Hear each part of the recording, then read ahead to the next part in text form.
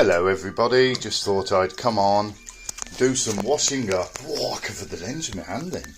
And give you all a big hello from the Christmas cacti and the spider plants. Interesting times. A Freedom of Information request has just come out, proving what all of us nutters, the people who question the narrative, have been saying all along. The life expectancy during this whole fucking massive psyop, that's what we'll call it, under the guise of a virus, the actual life expectancy went up. Obviously, cancer deaths went through the roof, everybody else went up, but there's been a National Statistics Freedom of Information request published. And it says all of the stuff that us nutters were saying at the beginning. Look at the figures. Look at the figures. Don't trust the figures on the telly. Don't trust the figures from the mass media. Look at the figures. Interesting. So if you want to go and have a look at that, I'm not going to tell you what they are because I'd have actually write them down. Because my memory is shocking. If you want to go and have a look at those, you'll find out how many people actually died of COVID, not with, because there's a difference, isn't there? Now, if you're watching this and you're one of the people that was fooled by this charade over the last 2 years, I love you. You may have hated me over the last 2 years. You may have been one of the people who gave me a filthy look. Oh God, no, not a filthy look. Oh my God, no. You may even have tutted, which seems to be a British pastime. Passive aggressiveness. We do that rather well, don't we, in Britain? So go and check that out. Go and check out the figures from the National Statistics to see how many people actually died with of COVID and not with COVID.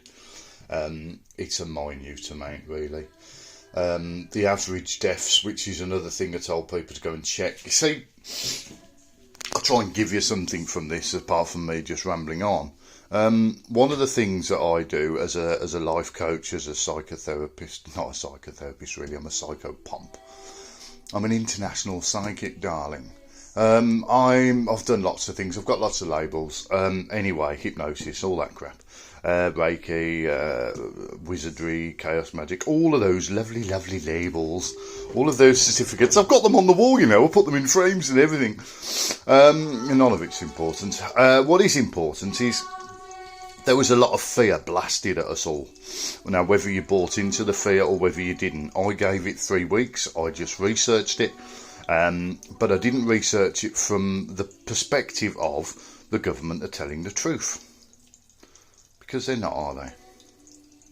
They never have. They never have had your interests at heart.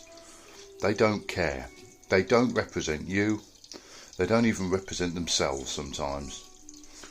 All the government are is puppets for oligarchs and bankers and other nasty people that probably eat babies and drink blood. But I don't know if that's true. But I don't know that it's not true either. But fear. I wanted to talk about fear a little bit. Obviously, when all this hit off, we were bombarded by mass amounts of fear porn from the alternative media and from the mass media. Now, what do you do with fear? You can either run. You can go into control mode.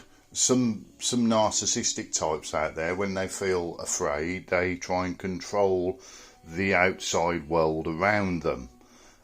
So you get narcissists in supermarkets going, "You're not 2 meters away," and stuff like that.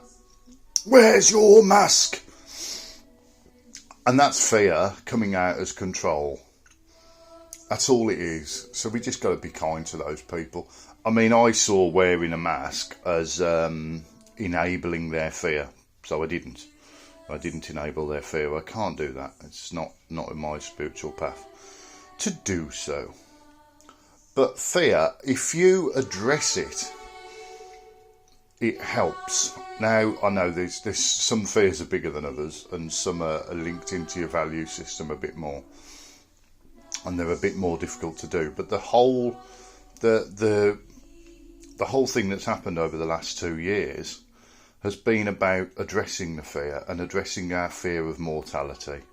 Now, as I said in previous videos, I addressed my fear of mortality when I was 26. You know, I had to face that I was told I was going to die within 4 weeks, and that suddenly brings everything fucking real. You know, you go, shit, yeah, I'm not invincible.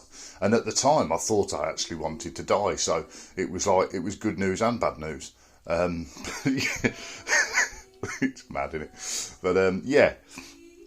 So what I did was I addressed the fear and went, okay, this could mean, if this is all real, this could mean people I know are going to die. Well, that's true, and they will, of something at some day. If it's to be this illness that was supposedly going around, then that's possibly the case. I will look at what I can do to narrow the chances for me and my family and anybody that will listen. So I got them vitamin D, vitamin C, vitamin B, zinc, all of those wonderful things, and just said top up on these for the winter family, and keep going. I addressed the thoughts that came every day. You know, my mum was still going out and about. She wasn't wearing the mask because I'd explained about the immune system, and wearing a mask is going to give you things like bacterial pneumonia, and it's not going to be good for you in the long term. I said you could avoid this particular nasty illness that we were being told about, and catch another one because you've been wearing a mask. So I told that, but I had to address the fear that everybody I knew could die, and that is true. They will at some point, and I've lost loads of people over the years, not necessarily through death, but sometimes from betrayal. It's intense, but it happens, and you have to let go of that, and you have to become a little bit detached. Now, people who know me know that I can be quite detached, but I'm also I'm also the opposite. I can be the opposite. The truth is always in the middle, isn't it? Do we know enough? But yeah, address the fears. And if you address the fear that you are going to die and that people around you are going to die, and sit with that and feel it for a while. Not going to die yet. They may die tomorrow. They may die in 3 years. They may die in 5, maybe 30. But at some point, the people you love will go away. And you might die yourself. That is inevitable. It is inevitable that you will die at some point. And if you can address that, then the fear goes away. And if you're not afraid, you can't be controlled. So, are you going to be controlled by fear, or are you going to live a life of love, which is not fear? It's not easy. It takes strength. It takes confidence. Now, I think that is true freedom, living that way. Anyway, I've gone on for far too long now. I hope you all have the day that you're meant to have and the week you're meant to have, and I hope that you stay residing in the centre of your being.